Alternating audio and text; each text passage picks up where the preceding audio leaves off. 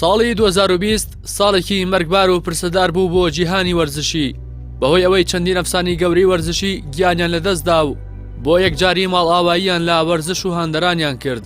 بەشێک لەو وەرزشوانانە با ڕووداوی دڵتەزێن مردن، بەشێکی دیکەشیان لەژێر کاریگەری ڤایرۆسی کۆرۆنا کۆچی دواییان کرد.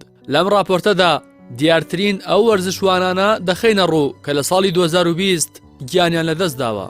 لە 27 مانگیەکی ساڵی 2020 کۆبی برایانت یەکێک لە ئامەزنترین یاریزانەکانی باسکی ئەمریکا کە لە ماوەی 20 ساڵ یاریکردنیدا 5 جار بۆتە پاڵەوان لە ڕووداوی کەوتنە خوارەوەی هێلیکۆپتەرە تایبەتەکەی لە دەرەوەی شاری لۆس ئەنجلس لە ویلایەتی کالیفۆرنیا شانبەشانی گیانای کچی و 3 کەسی دیکە گیانیان لەدەستدا و بە یەکجاری ماڵئاوایی کرد.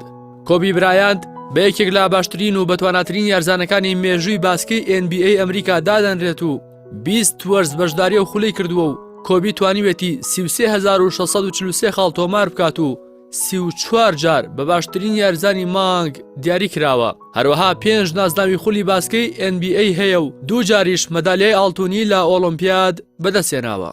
لە 13 مانگی یەک لابارکەی پاڵەوانی موساڕعە لە تەمەنی 54 ساڵیدا بەهۆی بەرکەوتنی لێدانێکی توند لە یاریدا گیانی لەدەستدا. لە 21 ئازار لۆرێنزۆ سانز سەرۆکی پێشوویانی ڕیاڵ مەدریدی ئیسپانی پاش توشبوونی با ڤایرۆسی کۆرۆنا کۆچی دوایی کرد. لە 7 نیسان ڕادۆمێر ئانتیش کە تاکە ڕاهێنەر بوو توانی بووی ڕاهێنەری سێجەمسەرەکەی ئیسپانیا بەرشەلۆنە و ڕیاڵ مەدرید و ئەتلەتیکۆ مەدرید بکات بە نەخۆشی کۆچی دوایی کرد.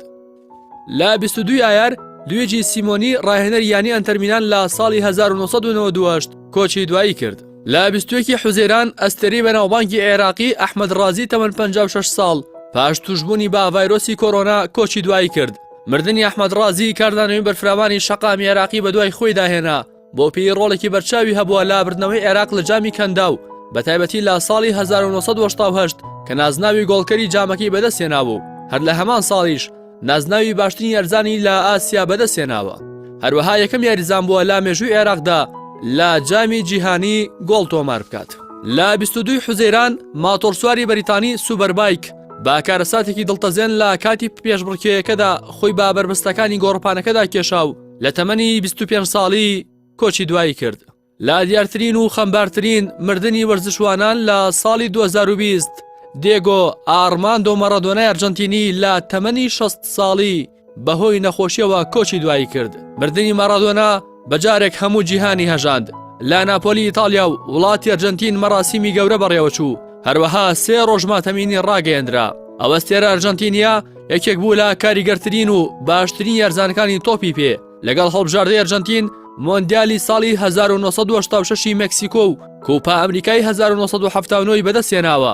لە کاروانی وەرزشی خۆی یاری بۆیانەکانی ئارجنتینۆس جۆنیۆرز، بۆکا جۆنیۆس، سێڤیلیا، بارسلۆنا و ناپۆلی کردووە. وەکو ڕاهێنەریش ڕاهێنەری هەڵبژاردەی ئەرجەنتینا و یانەکانی وەسڵ و فوجێرەی ئیماراتی و ڕێسینگ کلەب بووە و پێش ئەوەی کۆچی دوایش بکات ڕاهێنەری خیمناسیا لاپلاتا بووە.